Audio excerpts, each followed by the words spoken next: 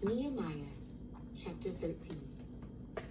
On that day, they read from the book of Moses in the hearing of the people, and it was found written that no Ammonite or Moabite should ever come into the assembly of God, because they had not met the children of Israel with bread and water, but hired Balaam against them to curse them. However, our God turned the curse into a blessing. So it was, when they had heard the law, that they separated all the mixed multitude from Israel.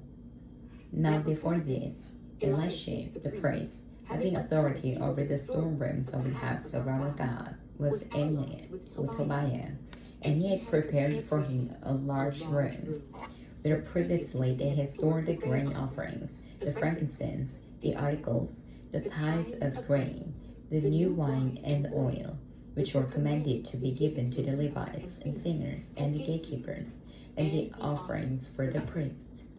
But during all this, I was not in Jerusalem, for in the 32nd year of Artaxerxes, king of Babylon, I had returned to the king. Then after certain days, I obtained leave from the king, and I came to Jerusalem and discovered the evil that Elisha had done for Tobiah in preparing a room for him in the courts of the house of God. And it grieved me bitterly. Therefore I threw all the household goods of Tobiah out of the room. Then I commanded them to cleanse the rooms, and I brought back into them the articles of the house of God, with the great offering and the frankincense. I also realized that the portions for the Levites had not been given them, where each of the Levites and singers who did the work had gone back to his field. So I contended with the rulers and said, "Why is the house of God forsaken?" And I gathered them together and set them in their place. Then all Judah brought the tithe of the grain and the new wine and the oil to the storehouse.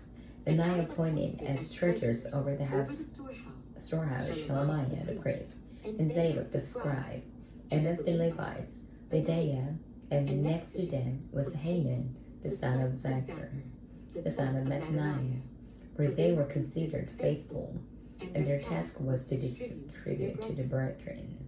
Remember me, O my God, concerning this, and do not wipe out my goodness deeds that I have done for the house of my God, and for its services. In those days, I saw people in Judah treating wine presses on the Sabbath, and bringing in sheep, and loading donkeys with wine, grapes, figs, and all kinds of burdens, which they brought into Jerusalem on the Sabbath day.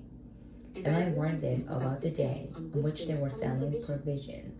Men of Tyre dwelt there also, who brought in fish and all kinds of foods, and sold them on the Sabbath to the children of Judah and in Jerusalem. Then I contended with the nobles of Judah, and said to them, "What evil thing is this that you do, by which you profane the Sabbath day?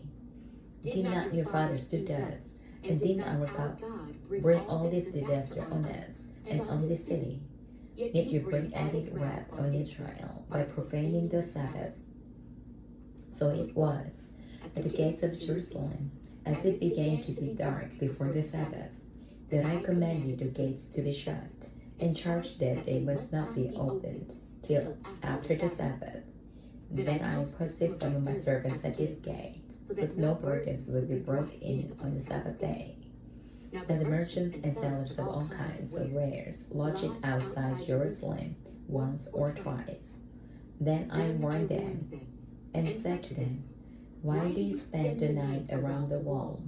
If you do so again, I will lay hands on you." From that time on, they came no more on the Sabbath. And I commanded the Levites that they should cleanse themselves, and that they should go and guard the gates to sanctify the Sabbath day. Remember me, O my God, concerning this also, and spare me according to the greatness of your mercy. In those days I also saw Jews who had married women of Ashdod, Ammon, and Moab, and half of their children spoke the language of Ashdod, and could not speak the language of Judah. spoke according to the language of one or the other people. So I contended with them and cursed them, struck some of them and pulled out their hair, and made them swear by God, saying, You shall not give your daughters as wives to their sons, nor take their daughters for your sons or yourselves. Did not Solomon, king of Israel, sin by these things? Yet among many nations there was no king like him, who was beloved of his God, and God made him king over all Israel. Nevertheless, pagan women caused even him to sin. Should we then hear of your doing all this great evil, transgressing against our God, by marrying pagan women? And one of the sons of Joiada, the son of Elisha, the high priest, was the son-in-law of Sanballat the Horonite. Therefore I drove him from me. Remember them, O my God, because they have defiled the priesthood and the covenant of the priesthood and the Levites. Thus I cleansed them of everything pagan. I also assigned duties to the priests and the Levites, each to his service, and to bring in the wood offering and the first fruit at appointed times. Remember me, O my God, for good.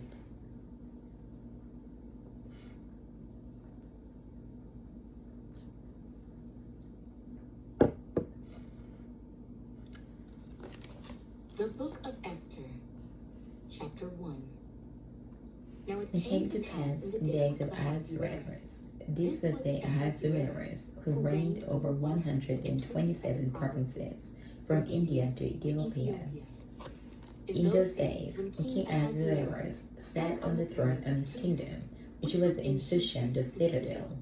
That in the 3rd year of his reign, he made a feast for all his officials and servants, the powers of Persia and Media, the nobles, the princes of the provinces, being before him, and showed the riches of his glorious kingdom and the splendor of his excellent majesty for many days, 180 days in all. And when these days were completed, the king made a feast lasting 7 days for all the people who were present in Shushan citadel, from great to small, in the court of the garden of the king's palace. There were white and blue linen curtains, fastened with cords of fine linen, and purple and silver rods, and marble pillars. And the couches were of gold and silver, on a mosaic pavement, of alabaster, turquoise, and white and black marble. And they served drinks in golden vessels, each vessel with royal wine in abundance, according to the generosity of the king. In accordance with the law, the drinking was not compulsory, for so the king had ordered all the officials of the household, that they should do according to each man's pleasure. Queen Vashti also made a feast for women in the royal palace, which belonged to King Ahasuerus. On the 7th day, when the heart of the king was merry with wine, he commanded Nehemiah, Biztha, Harbona, Bigtha, Agaptha, Zithar, and Carcass, 7 eunuchs who served in the presence of King Ahasuerus, to bring Queen Vashti before the king in her royal gown, in order to crying, show her beauty to the people and the officials, for she was beautiful to behold. But Queen Vashti refused to come at the king's command, brought by his eunuchs. Therefore the king was furious, and his anger burned within him. Then the king said to the wise men who understood the times, for this was the king's manner toward all who knew the law and justice, those closest to him being Karshina, Shithar, Admatha, Tarshish, Meres, Marcina, and Menucan, the 7 princes of Persia and Media, who had access to the king's presence, and who ranked highest in the kingdom. What shall we do to Queen Vashti according to the law, because she did not obey the command of King Ahasuerus brought to her by the eunuchs? And Menucan answered before the king and the princes, Queen Vashti has not only wronged the king, but also all the princes and all the people who are in the provinces of King Ahasuerus. for the queen's behavior will become known to all women, so that they will despise their husbands in their eyes. When they report, King Ahasuerus commanded Queen Vashti to be brought in before him, but she did not come. This very day, the noble ladies of Persia and Media will say to all the king's officials that they have heard of the behavior of the queen. Thus there will be excessive contempt and wrath. If it pleases the king, let a royal decree go out from him, and let it be recorded in the laws of the Persians and the Medes, so that it will not be altered, that Vashti shall come no more before King Ahasuerus. And let the king give her royal petition to another who is better than she. When the king's decree which you make is proclaimed throughout all his empire, for it is great, all wives will honor their husbands, both great and small. And the reply pleased the king and the princes, and the king did according to the word of the minute pen. Then she sent letters to all the king's provinces, to each province in its own script, and to every people in their own language, that each man should be master in his own house, and speak in the language of his own people. Esther, chapter 2. After these things, when the wrath of King Ahasuerus subsided, he remembered Vashti, what she had done, and what had been decreed against her. Then the king's servants who attended him said, "Let beautiful young virgins be sought for the king, and let the king appoint officials in all the province of his kingdom, that they may gather all the beautiful young virgins to Shushan the citadel, into the women's quarters, under the custody of Hegai, the king's eunuch, custodian of the women, and let beauty preparations be given them.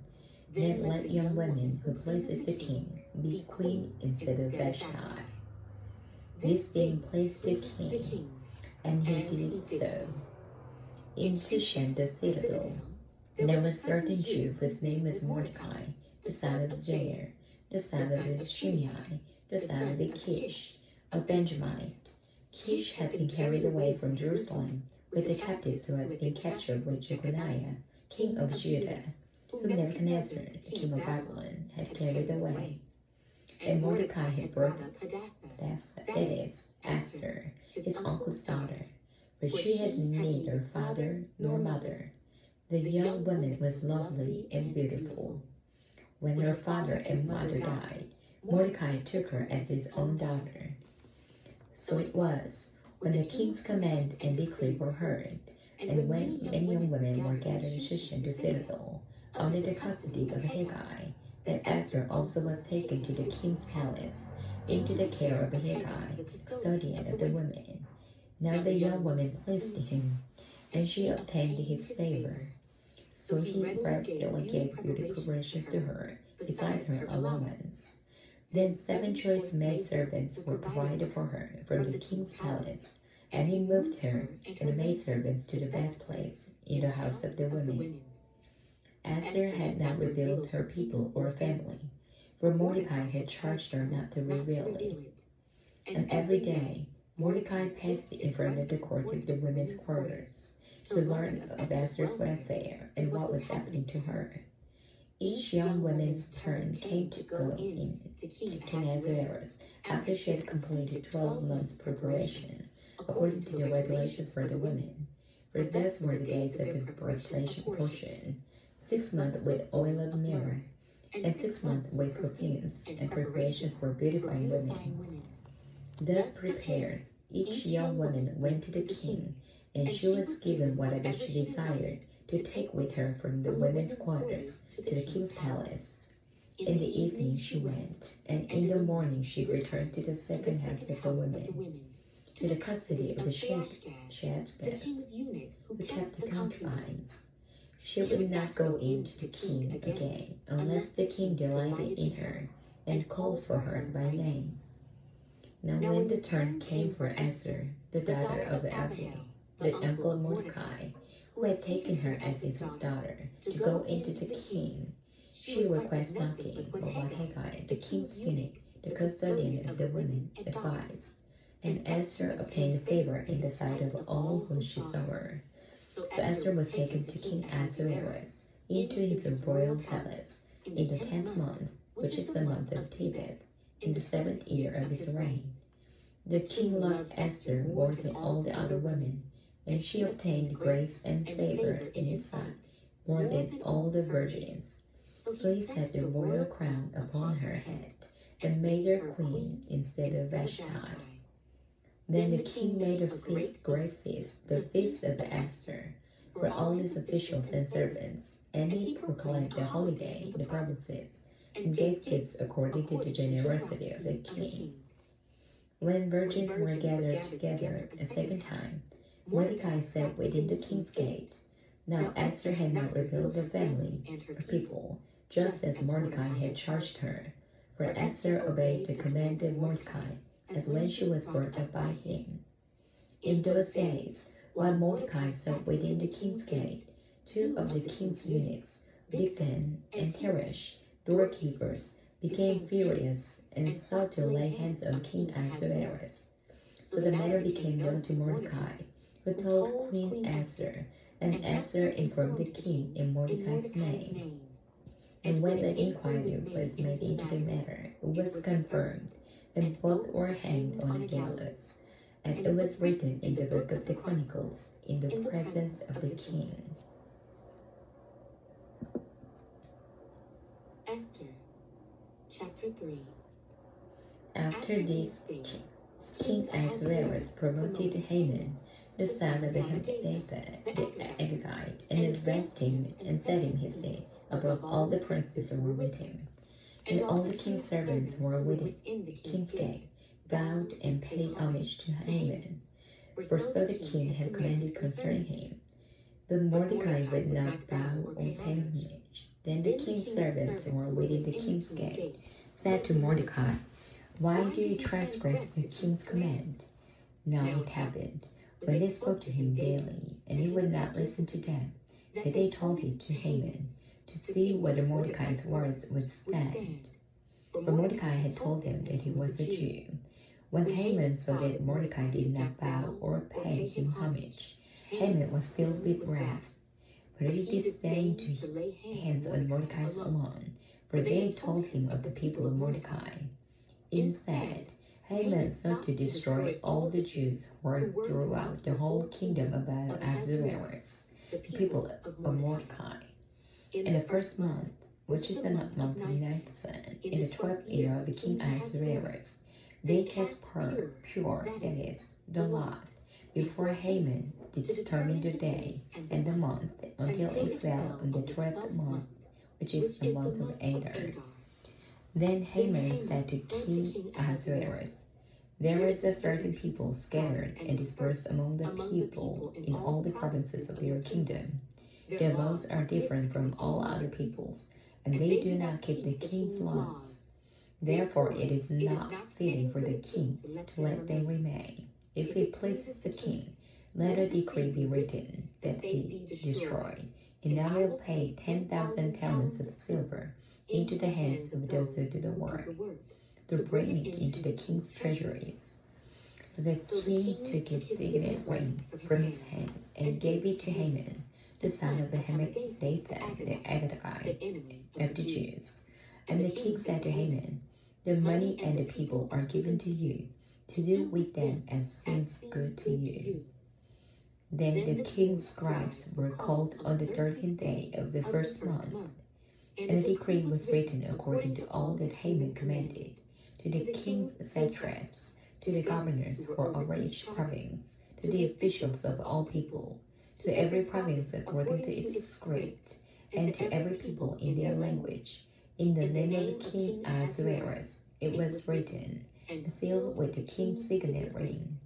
And the letters were sent by couriers into all the king's provinces to destroy, to kill, and to annihilate all the Jews, both young and old, little children and women.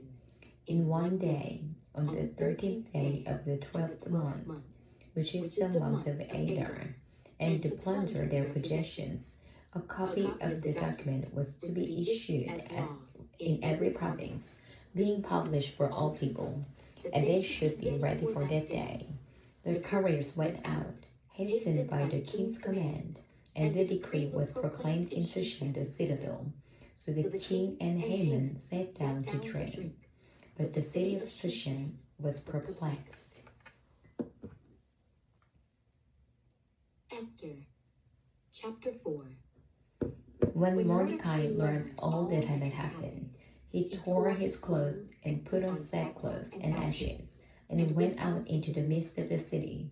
He cried out with a loud and bitter cry. He went as far as the front of the king's gate, for no one might enter the king's gate clothed with sackcloth. And in every province where the king's command and decree were arrived, there was great mourning among the Jews, with fasting, weeping, and wailing, and many lay in sackcloth and ashes.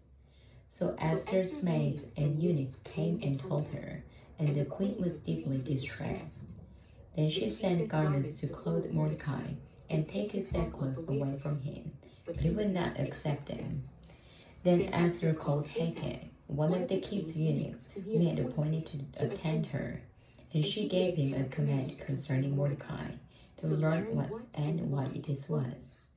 So Haman went out to Mordecai in the city square that was in front of the king's gate, and Mordecai told him all that had happened to him, and the sum of money that Haman had promised to pay into the king's treasuries to destroy the Jews.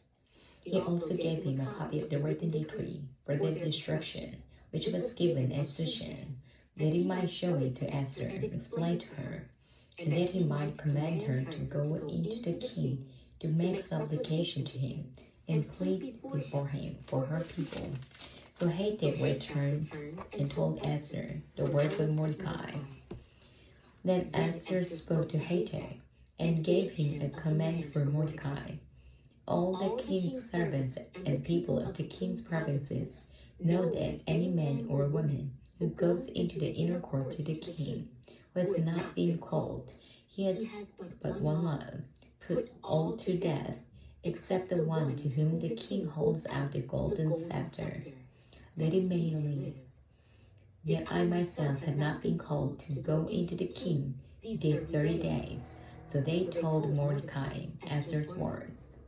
And Mordecai told them to answer Esther, "Do not think in your heart that you will escape in the king's palace any more than all the other Jews. For if you remain completely silent at this time, relief and deliverance will arise from the Jews from another place, but you and your father's house will perish. Yet who knows whether you have come to the kingdom for such a time as this?" Then Esther told them to reply to Mordecai, "Go, gather all the Jews who are present in Shushan, and fast for me. Neither eat nor drink for 3 days, night or day. My maids and I will fast likewise. And so I will go to the king, which is against the law. And if I perish, I perish." So Mordecai went his way and did according to all that Esther commanded him. Esther, chapter 5. Now it happened on the 3rd day, and Esther put on her royal robes and stood in the inner court of the king's palace, across from the king's house, while the king sat on his royal throne in the royal house, facing the entrance of the house. So it was, when the king saw Queen Esther standing in the court, that she found favor in his sight. And the king held out to Esther the golden scepter that was in his hand. Then Esther went near and touched the top of the scepter. And the king said to her, "What do you wish, Queen Esther? What is your request? It shall be given to you, up to half the kingdom." So Esther answered, "If it pleases the king, let the king and Haman come today to the banquet that I have prepared for him." Then the king said, "Bring Haman quickly, that he may do as Esther has said." So the king and Haman went to the banquet that Esther had prepared. At the banquet of wine, the king said to Esther, "What is your petition? It shall be granted you. What is your request? Up to half the kingdom. it shall be done. Then Esther answered and said, My petition and your request is this: if I found favor in the sight of the king, and if it pleases the king to grant my petition and fulfill my request, then let the king and Haman come to the banquet which I will prepare for them, and tomorrow I will do as the king has said. So Haman went out that day joyful and with a glad heart. But when Haman saw Mordecai in the king's gate, and that he did not stand or tremble before him, he was filled with indignation against Mordecai. Nevertheless, Haman restrained himself and went home, and he sent and called for his friends and his wife Zeresh. Then Haman told them of his great riches, the multitude of his children, everything in which the king had promoted him, and how it advanced him above the officials and servants of the king. Moreover, Haman said, Besides, Queen Esther invited no one but me to come in with the king to the banquet that she prepared, and tomorrow I am again invited by her, along with the king. Yet all this avails me nothing, so long as I see Mordecai the Jew sitting at the king's gate. Then his wife Zeresh and all his friends said to him, Let a gallows be made, 50 cubits high, and in the morning suggest to the king that Mordecai be hanged on it. Then go merrily with the king to the banquet. And the thing pleased Haman, so he had the gallows made. Esther, chapter 6. That night the king could not sleep. So one was commanded to bring the book of the records of the Chronicles, and they were read before the king. And it was found written that Mordecai had told Bigthan and Teresh, two of the king's eunuchs, the doorkeepers who had sought to lay hands on the king Ahasuerus. Then the king said, What honor or dignity has been bestowed on Mordecai for this? And the king's servants who attended him said, Nothing has been done for him. So the king said, Who is in the court? Now Haman had just entered the outer court of the king's palace to suggest the king hang Mordecai on the gallows that he had prepared for him. The king's servant said to him, Haman is there, standing in the court. And the king said, Let him come in. So Haman came in, and the king asked him, What shall be done for the man whom the king delights to honor? Now Haman thought in his heart, Whom would the king delight to honor more than me? And Haman answered the king, For the man whom the king delights to honor, let a royal robe be brought which the king has worn, and a horse on which the king has ridden, which is a royal crest placed on his head. And let his robe and horse be delivered to the hand of one of the king's most noble princes, that he may array the man whom the king delights to honor, and parade him on horseback through the city square, and proclaim before him, Thus shall it be done to the man whom the king delights to honor.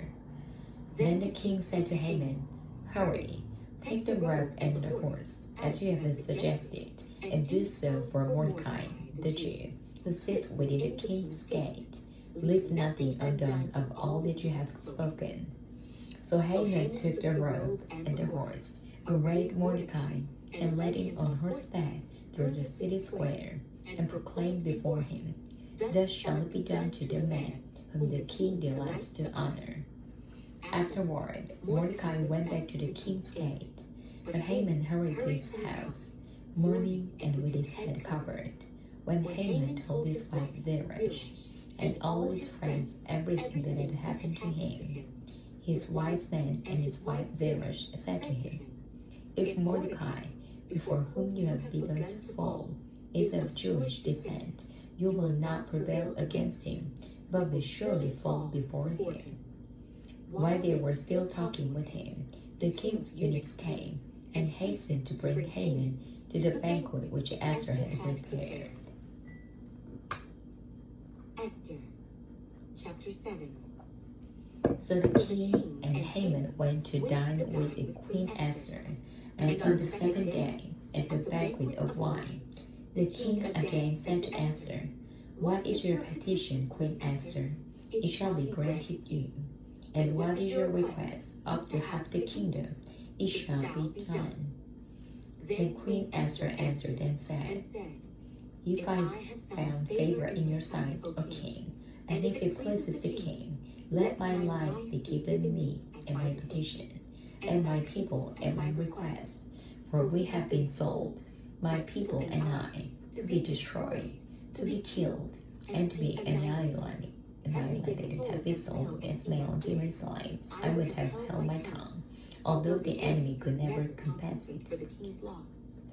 So King Ahasuerus answered and said to Queen Esther, Who is he, and where is he, who would dare presume in his heart to do such a thing? And Esther said, The adversary and enemy is this wicked Haman. So Haman was terrified before the king and queen. Then the king arose in his wrath from the banquet of wine, and went into the palace garden. But Haman stood before Queen Esther, pleading for his life, for he saw that the evil determined against him by the king. When the king returned from the palace garden to the place of the banquet of wine, Haman had fallen across the couch where the Esther was. Then the king said, Will they also assault the queen while I am in the house? As the word left the king's mouth, they covered Haman's face.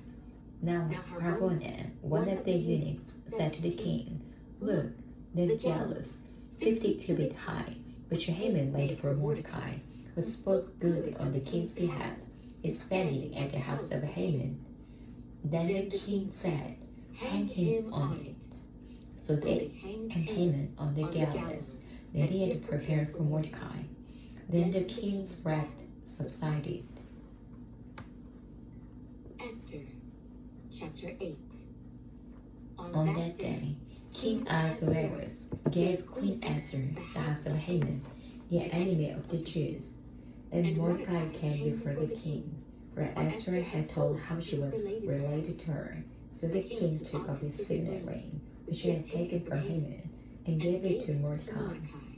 And Esther appointed Mordecai over the house of Haman. Now Esther spoke against the king, fell down at his feet, and implored him with tears to counteract the evil Haman, the Agagite, scheme which had devised against the Jews. And the king held out the golden scepter toward Esther. So Esther arose and stood before the king, and said, If it pleases the king, and if I found favor in his sight, and the thing seems right to the king, and I am pleasing in his eyes, let it be written to revoke the letters devised by Haman, the son of Nathan, the Agagite, which he wrote to annihilate the Jews, who are in all the king's provinces. For how can I endure to see the evil that will come to my people? Or how can I endure to see the destruction of my countrymen? Then King Ahasuerus said to Queen Esther, Mordecai the Jew, Indeed, I have given Esther the house of Haman, and they have hanged him on the gallows, because he tried to lay his hands on the Jews. You yourselves write a decree concerning the Jews, as you please, in the king's name, and seal it with the king's signet ring. For whatever is written in the king's name, and sealed with the king's signet ring, no one can revoke. So the king's scribes were called at that time, in the 3rd month, which is the month of the Sivan, on the 23rd day. And it was written, according to all that Mordecai commanded, to the Jews, the satraps, the governors, and the princes of all provinces from India to Ethiopia, 127 provinces in all, to every province in its own script, to every people in their own language, and to the Jews in their own script and language. And he wrote in the name of King Ahasuerus, sealed him with the king's signet ring, and sent letters by couriers on horseback, riding on royal horses, bred from swift steeds. By these letters, the king permitted the Jews who were in every city to gather together and to protect their lives, to destroy, kill, and annihilate all the forces of any people or province that would assault them, both little children and women, and to plunder their possessions. On one day, in all the provinces of King Ahasuerus, on the 13th day of the 12th month, which is the month of Adar. A copy of the document was to be issued as decree in every province and published for all people, so that the Jews would be ready on that day to avenge themselves on their enemies. The couriers who rode on royal horses went out, hastened, and pressed on by the king's command, and the decree was issued in Shushan the citadel. So Mordecai went out from the presence of the king in royal apparel, blue and white, with a great crown of gold and a garment of fine linen and purple. And the city of Shushan rejoiced and was glad. The Jews had light and gladness, joy and honor, and in every province and city, wherever the king's command and decree came, the Jews had joy and gladness, a feast and a holy day. Then many of the people of the land became Jews, because fear of the Jews fell upon them. Esther, chapter 9. Now in the 12th month, that is, the month of Adar, on the 13th day, the time came for the king's command and his decree to be executed. On the day that enemies of the Jews had hoped to overpower them, the opposite occurred, in that the Jews themselves overpowered those who hated them. The Jews gathered together in their cities throughout all the provinces of King Ahasuerus to lay hands on those who sought their harm, and no one could withstand them, because fear of them fell upon all people, and all the officials of the provinces, the satraps, the governors, and all those doing the king's work helped the Jews, because the fear of Mordecai fell upon them. For Mordecai was great in the king's palace, and his fame spread throughout all the provinces. For this man, Mordecai, became increasingly prominent. Thus the Jews defeated all their enemies with the stroke of the sword, with slaughter and destruction, and did what they pleased with those who hated him. And in Shushan the citadel, the Jews killed and destroyed 500 men. Also, Parshadathan, Dalphon, Aspatha, Paratha, Babylon, Aridatha, Parmashta, Arisai, Aradai, and the Jezebel, the Razazda, 10 sons of Haman, the son of Hammedatha, the enemy of the Jews. They killed, but they did not lay a hand on the plunder. On that day, the number of those who were killed in Shushan the citadel was brought to the king. And the king said to the queen Esther, the Jews have killed and destroyed 500 men in Shushan the citadel, and the 10 sons of Haman. What have they done in the rest of the king's provinces? Now what is your petition? It shall be granted to you. Or what is your father's request? It shall be done. Then Esther said, if it pleases the king, let it be granted to the Jews who are in Shushan to do again tomorrow, according to today's decree, and let Haman's 10 sons be hanged on the gallows. So the king commanded this to be done. The decree was issued in Shushan, and they hanged Haman's 10 sons. And the Jews who were in Shushan gathered together again on the 14th day of the month of Adar, and killed 300 men at Shushan, but they did not lay a hand on the plunder. The remainder of the Jews in the king's provinces gathered together and protected their lives, had rest from their enemies, and killed 75,000 of their enemies. But they did not lay a hand on the plunder. This was on the 13th day of the month of Adar. And on the 14th of the month, they rested and made it a day of feasting and gladness. The Jews who were at Shushan assembled together on the 13th day, as well as on the 14th, and on the 15th of the month, they rested and made it a day of fasting, feasting, and gladness. Therefore, the Jews of the villages who dwelt in the unwalled towns celebrate the 14th day of the month of Adar with gladness and feasting as a holiday, and for sending presents to one another.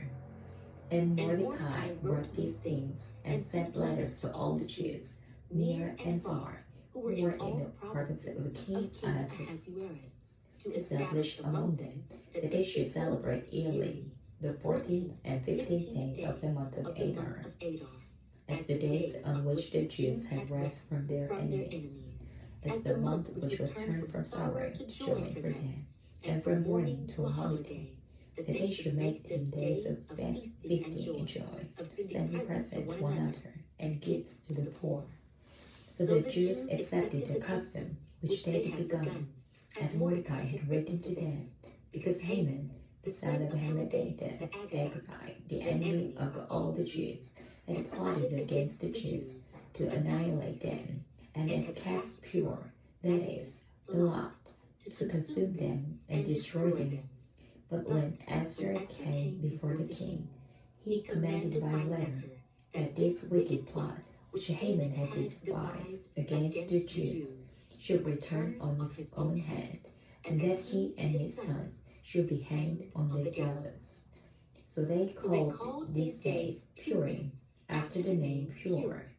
Therefore, because of all the words of this letter, what they had seen concerning this matter, and what had happened to them, the Jews established and imposed it upon themselves and their descendants and all who would join them, that without fail they should celebrate these 2 days every year, according to the written instructions, and according to the prescribed time, that these days should be remembered and kept throughout every generation, every family, every province, and every city, that these days of Purim should not fail to be observed among the Jews, and that the memory of them should not perish among their descendants.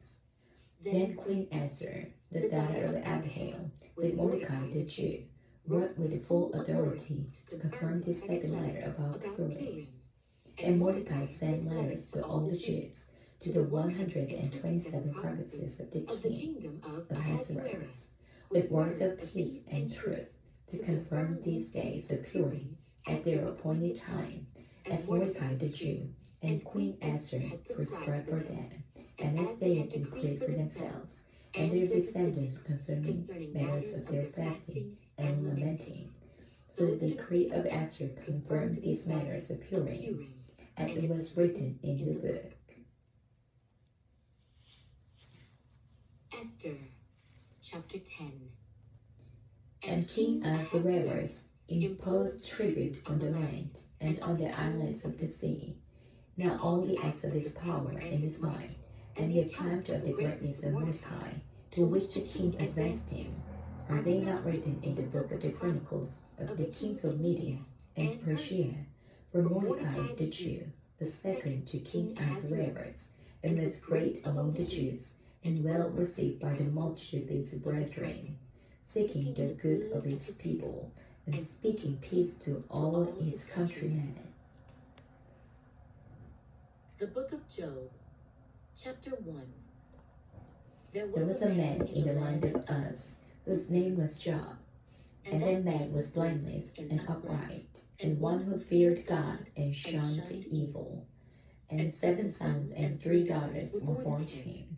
Also, his possessions were 7,000 sheep, 3,000 camels, 500 yoke of oxen, 500 female donkeys, and a very large household, so that this man was the greatest of all the people of the East.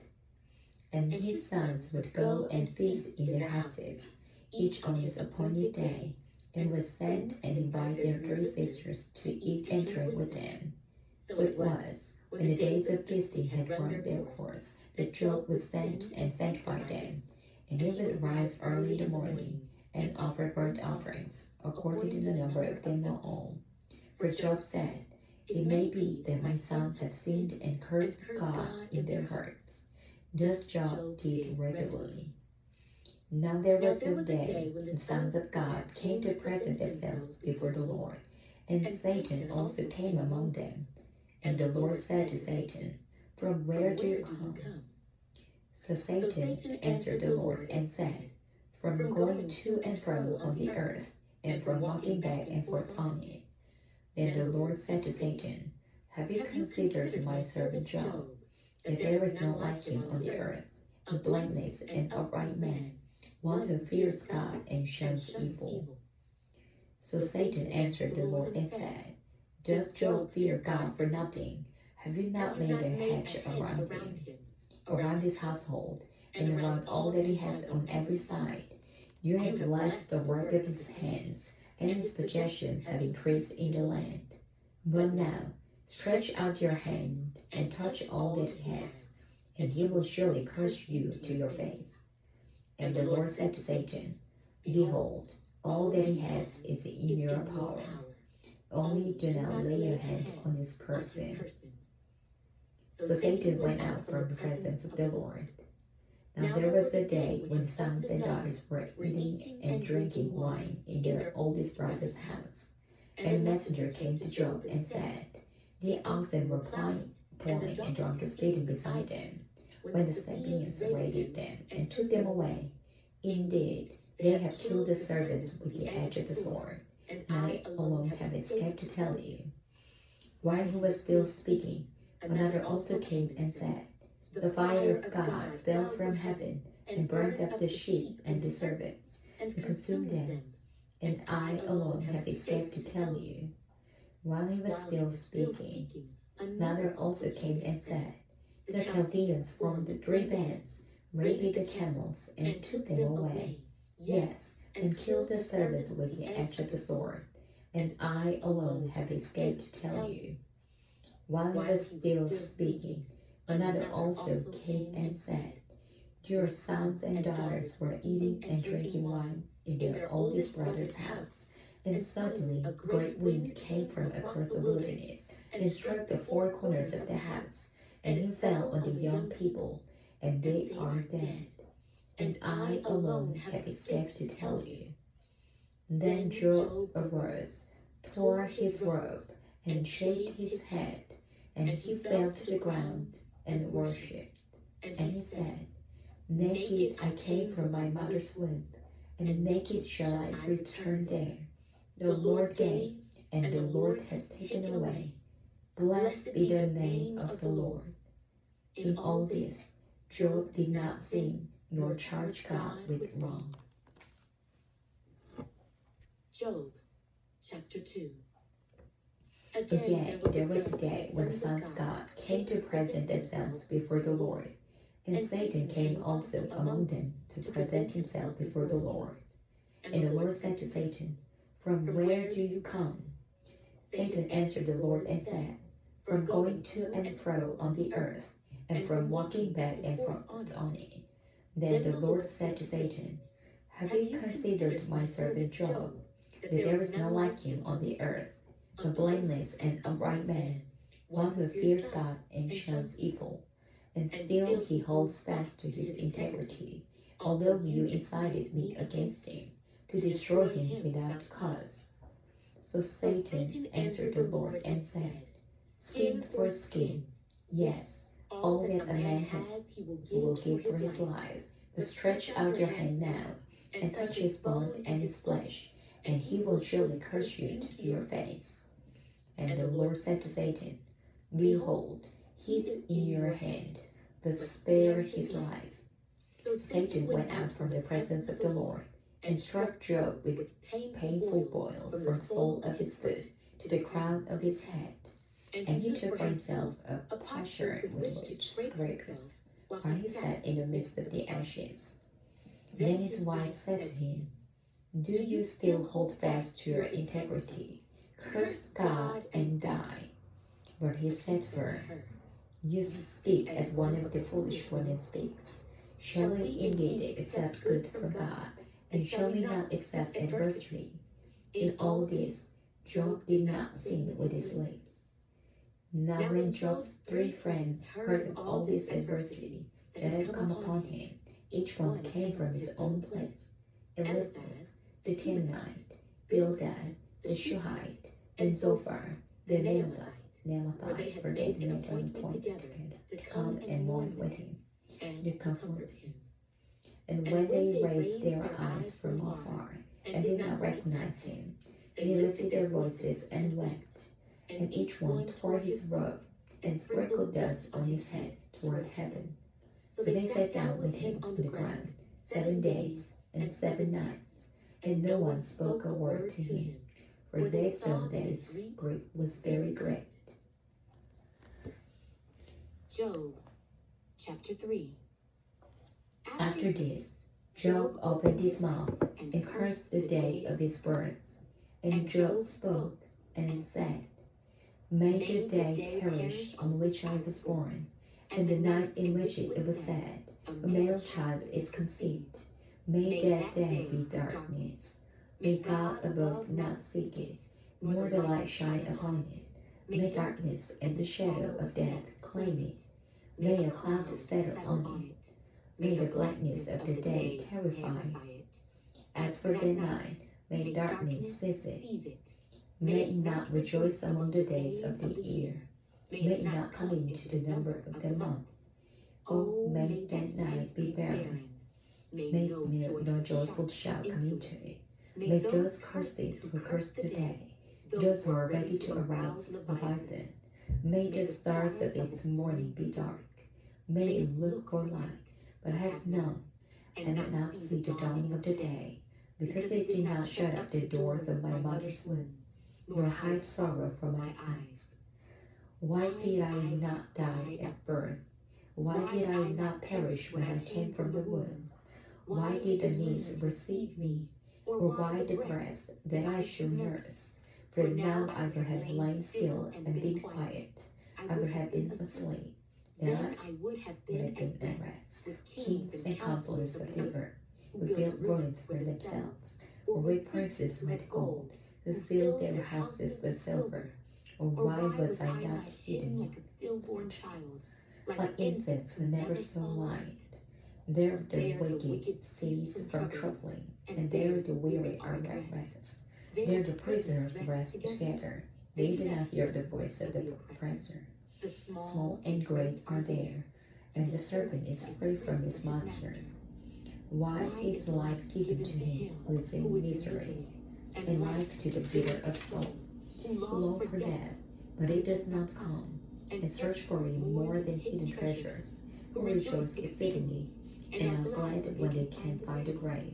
Why is life given to a man whose way is hidden, and whom God has hedged in? For my sighing comes before I eat, and my groanings pour out like water. For the thing I greatly feared has come upon me, and what I dreaded has happened to me. I am not at ease, nor am I quiet. I have no rest, for trouble comes. Job, chapter 4. Then Eliphaz the Temanite answered and said, If one attempts a word with you, will you become weary? But who can withhold himself from speaking? Surely you have instructed many, and you have strengthened weak hands. Your words have upheld him who was stumbling, and you have strengthened the feeble knees. But now it comes upon you, and you are weary. It touches you, and you are troubled. Is not your reverence and confidence, and the integrity of your ways your hope? Remember now, whoever perished being innocent, or wherewore the upright ever cut off, even as I have seen, those who plow iniquity, and sow trouble reap the same. By the blast of God they perish, and by the breath of his anger they are consumed. The roaring of the lion, the voice of the fierce lion, and the teeth of the young lions are broken. The old lion perishes for lack of prey, and the cubs of the lioness are scattered. Now a word was secretly brought to me, and my ear received a whisper of it, in disquieting thoughts from the visions of the night, when deep sleep falls on man. Fear came upon me, and troubling, which made all my bones shake. Then a spirit passed before my face. The hair on my body stood up. It stood still, but I could not discern its appearance. A form was before my eyes. There was silence. Then I heard a voice saying, Can a mortal be more righteous than God? Can a man be more pure than his Maker? If he puts no trust in his servants, if he charges his angels with error, how much more those who dwell in houses of clay, whose foundation is in the dust, who are crushed before a moth? They are broken in pieces from morning till evening. They perish forever, with no one regarding. Does not their own excellence go away? They die, even without wisdom. Job, chapter 5. Call out now. Is there anyone who will answer you? And to which of the holy ones will you turn? For wrath kills a foolish man, and envy slays a simple one. I have seen the foolish taking root, but suddenly I cursed his dwelling place. His sons are far from safety. They are crushed in the gate, and there is no deliverer. Because they hungry eat up his harvest, taking it even from his thorns, and the snare snatches their substance. For affliction does not come from the dust, nor does trouble spring from the ground. Yet man is born to trouble, as the sparks fly upward. But as for me, I would seek God, and to God I would commit my cause, who does great things and unsearchable, marvelous things without number. He gives rain on the earth, and sends waters on the fields. He sets on high those who are lowly, and those who mourn are lifted to safety. He frustrates the devices of the crafty, so that their hands cannot carry out their plans. He catches the wise in their own craftiness, and the counsel of the cunning comes quickly upon them. They meet with darkness in the daytime, and grope at noontime as in the night. But he saves the needy from the sword, from the mouth of the mighty, and from their hand. So the poor have hope, and injustice shuts her mouth. Behold, happy is the man whom God corrects. Therefore do not despise the chastening of the Almighty, for he bruises, but he binds up, he wounds, but his hands make whole. He shall deliver you in 6 troubles. Yes, in 7 no evil shall touch you. In famine he shall redeem you from death, and in war from the power of the sword. You shall be hidden from the scourge of the tongue, and you shall not be afraid of destruction when it comes. You shall laugh at destruction and famine, and you shall not be afraid of the beasts of the earth. For you shall have covenant with the sons of the field, and the beasts of the field shall be at peace with you. You shall know that your tent is in peace. You shall visit your dwelling, and find nothing amiss. You shall also know that your descendants shall be many, and your offspring like the grass of the earth. You shall come to the grave at a full age, as a sheaf of grain ripens in its season. Behold, this we have searched out. It is true. Hear it, and know for yourself. Job, chapter 6. Then Job answered and said, Oh, that my grief were fully weighed, and my calamity laid with it on the scales, for then it would be heavier than the sand of the sea. Therefore my words have been rash. For the arrows of the Almighty are within me. My spirit drinks in their poison. The terrors of God are arrayed against me. Does the wild donkey bray when it has grass? Or does the ox low over its fodder? Can flavorless food be eaten without salt? Or is there any taste in the white of an egg? My soul refuses to touch them. They are as loathsome food to me. Oh, that I might have my request, that God would grant me the thing that I long for, that it please God to crush me, that he would loose his hand and cut me off, that I would still have comfort. Though in ambush I would exalt, he will not spare, for I do not conceal the words of the Holy One. What strength do I have that I should hope, and what is my end that I should prolong my life? Is my strength the strength of stones, or is my flesh bronze? Is mine help not within me? And is success driven from me? To him who is afflicted, kindness should be shown by his friend, even though he forsakes the fear of the Almighty. My brothers have dealt deceitfully like a brook, like the streams of the brooks that pass away. which are dark because of the ice, and into which the snow vanishes. When it is warm, they cease to flow. When it is hot, they vanish from their place. The path of their way turn aside. They go nowhere and perish. The caravans of Timon look.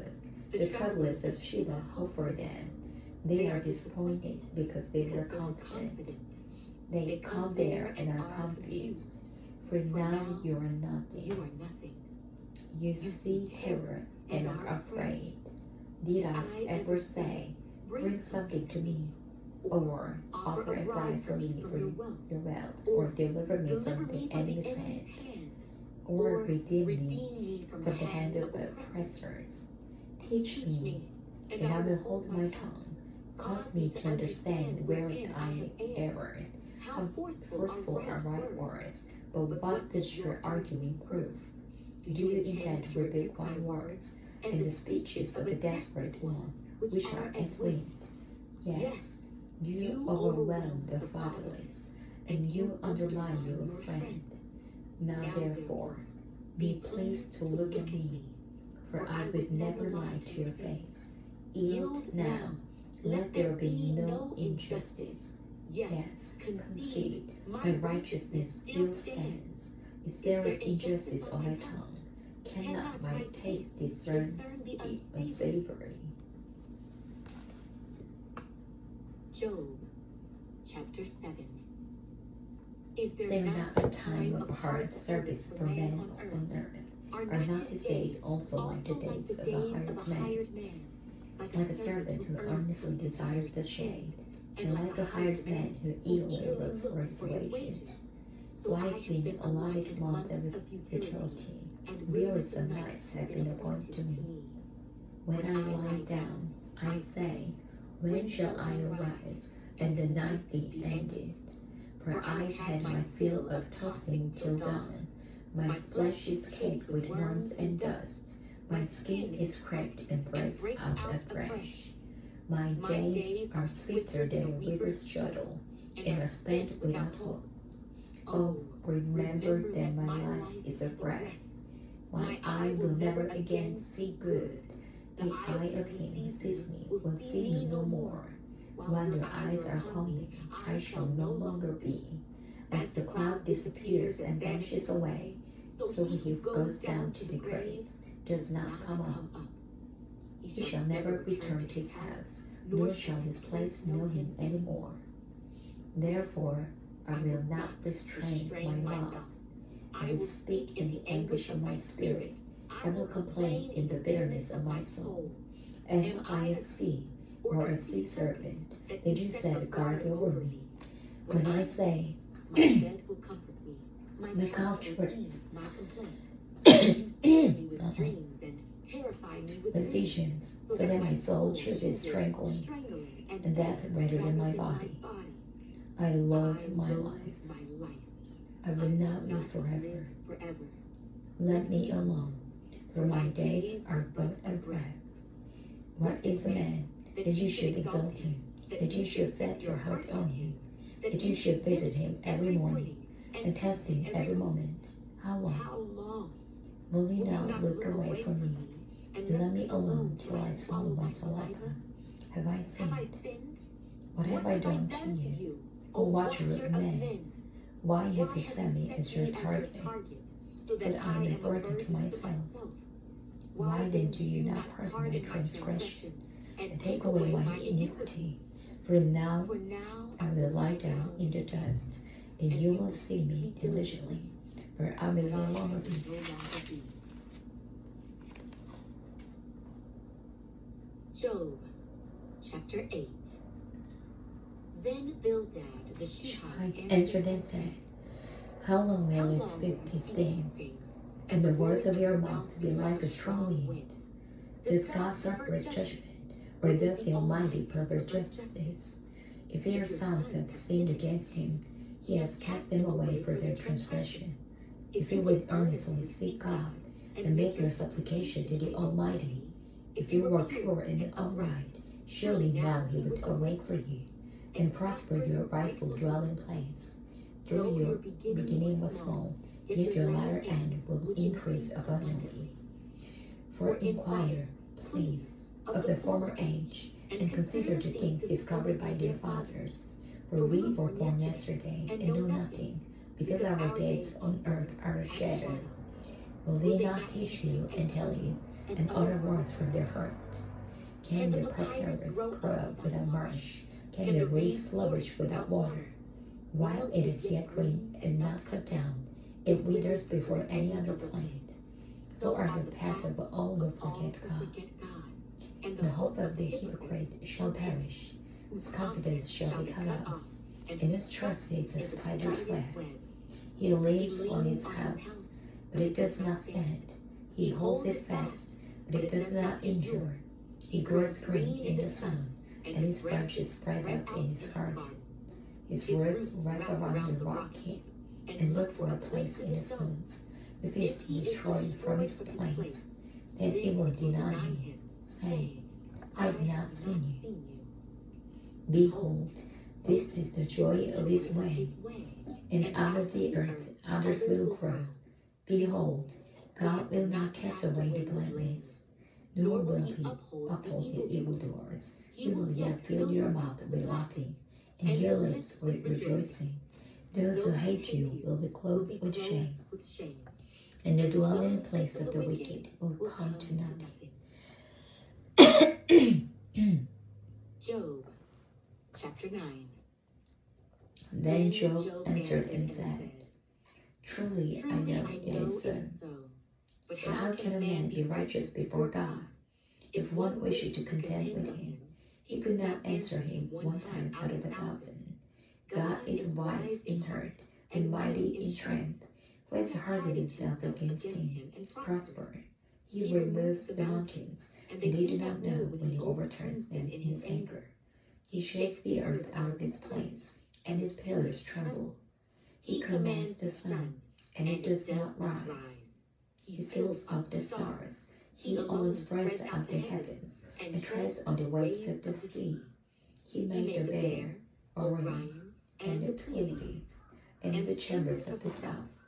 He does great things past finding out, yes, wonders without number. If he goes by me, I do not see him.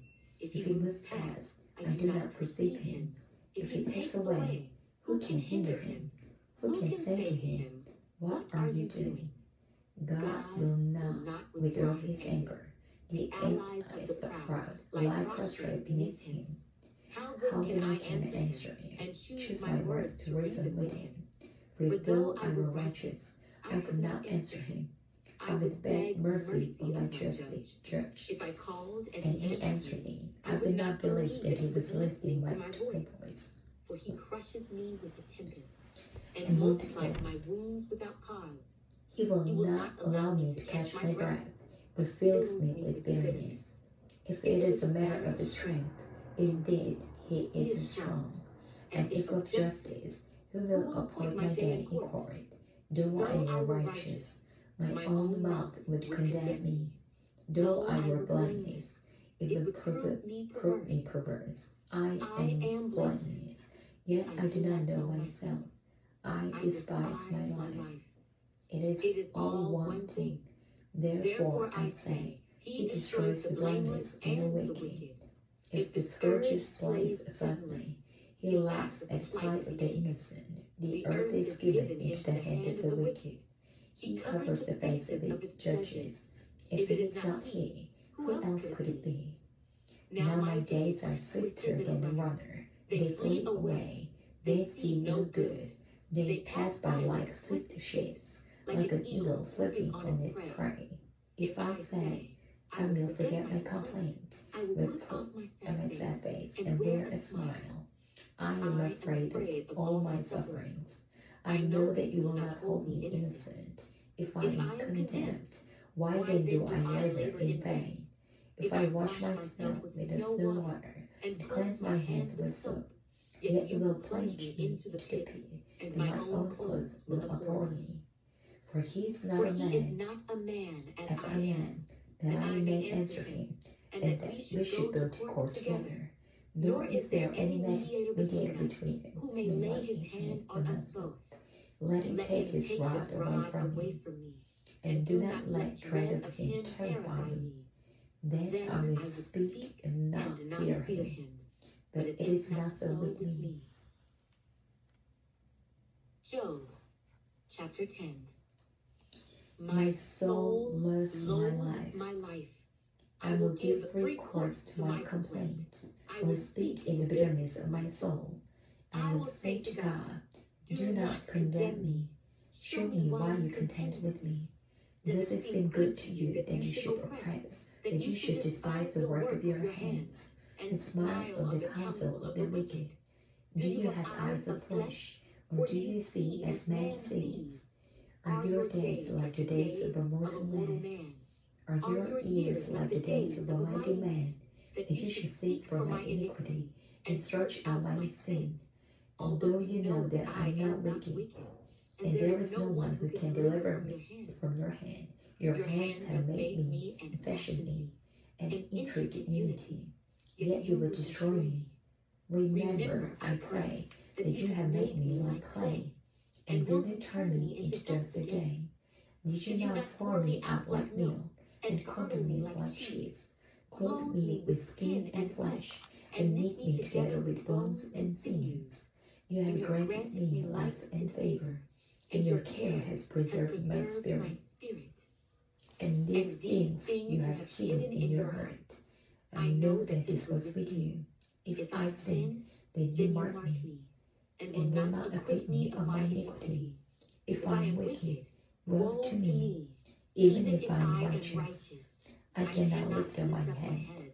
I am full of disgrace. See my misery. If my head exalted, you hunt me like a fierce lion, and again you show yourself awesome against me. You renew your witnesses against me, and increase your indignation toward me. Changes and war are ever with me. Why then have you brought me out of the womb? Oh, that I had perished, and no eye had seen me. I would have been as though I had not been. I would have been carried from the womb to the grave. Are not my days few? Cease, leave me alone, that I may take a little comfort, before I go to the place from which I shall not return, to the land of darkness and the shadow of death, a land as dark as darkness itself, as the shadow of death, without any order, where even the light is like darkness.